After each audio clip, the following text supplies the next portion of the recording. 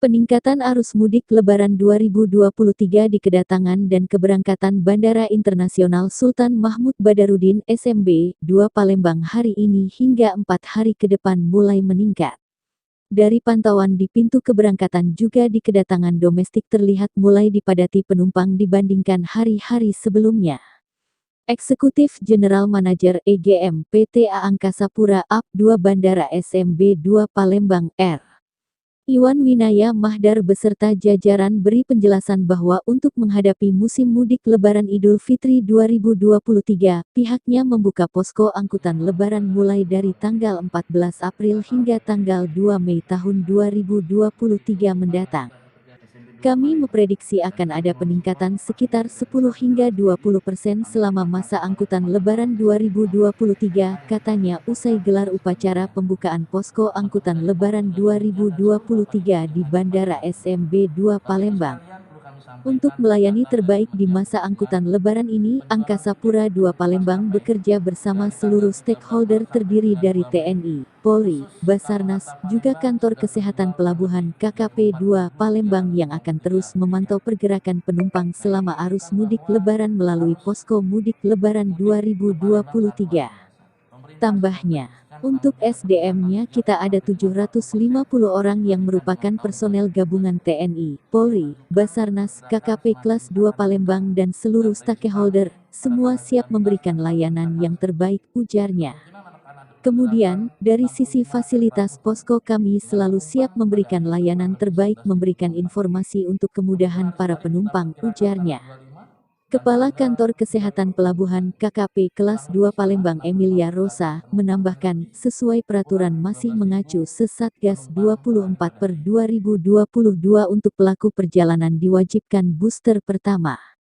Di bandara saat ini masih menunggu pasokan dari pusat dan nanti akan membuka gerai vaksin di bandara untuk masker sampai saat ini menganjurkan tidak mengharuskan dalam perjalanan untuk mencegah penyebaran COVID-19 ujarnya.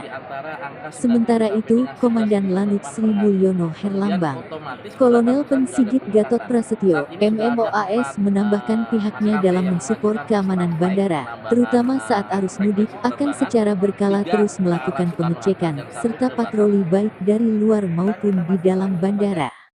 Kita siapkan 200 personel secara bergantian nanti akan membantu dalam pengamanan bandara selama masa arus mudik Lebaran, tegasnya. Sampai dengan 7.000 penumpang. Kita perkirakan nanti saat angkutan Lebaran ini bergerak di antara angka 9.000 sampai dengan 11.000 penumpang per hari. Kemudian otomatis pergerakan pesawat sudah ada peningkatan. Saat ini sudah ada 4 maskapai yang mengajukan extra flight, penambahan frekuensi penerbangan, 3 ke arah Soekarno-Hatta dan 1 ke Batam. Dan kita masih mengacu kepada masyarakat Sumatera Selatan, khususnya Kota Palembang dan sekitarnya.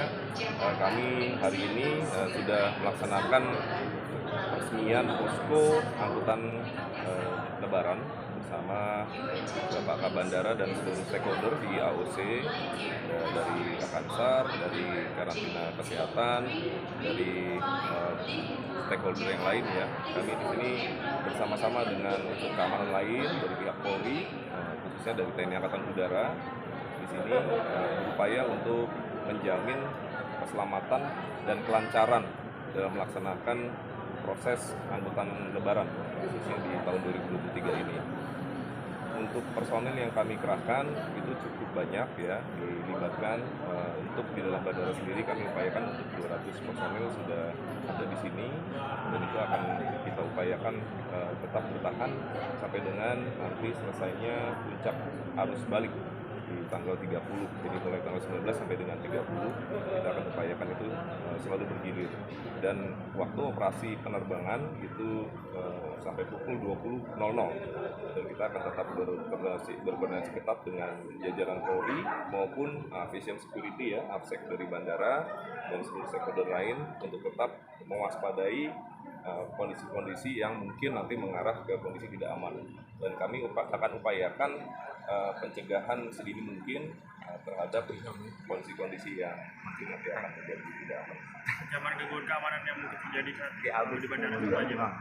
Mungkin yang secara umum kita berupaya untuk menekan sedini mungkin upaya-upaya yang menggagalkan. Sebagai contohnya kita selalu mengecek landasan ya Pak ya, karena di situ landasan ini adalah vital bagi pendaratan dan take off pesawat. Kemudian yang kedua, fasilitas ring 1, ring 2, ring 3 dari bandara ini, karena ini adalah objek vital nasional, kita laksanakan patroli secara rutin sampai dengan selesainya penerbangan. Dan di awal penerbangan di pagi hari juga kita laksanakan patroli kegiatan tersebut, dan dalam proses naik turunnya penumpang pada saat akan naik ataupun akan turun juga kita laksanakan monitoring secara ketat. Potensi yang lain adalah terkait dengan pelayanan ya, mungkin di sini pelayanannya yang sifatnya kita terhadap barang-barang kargo.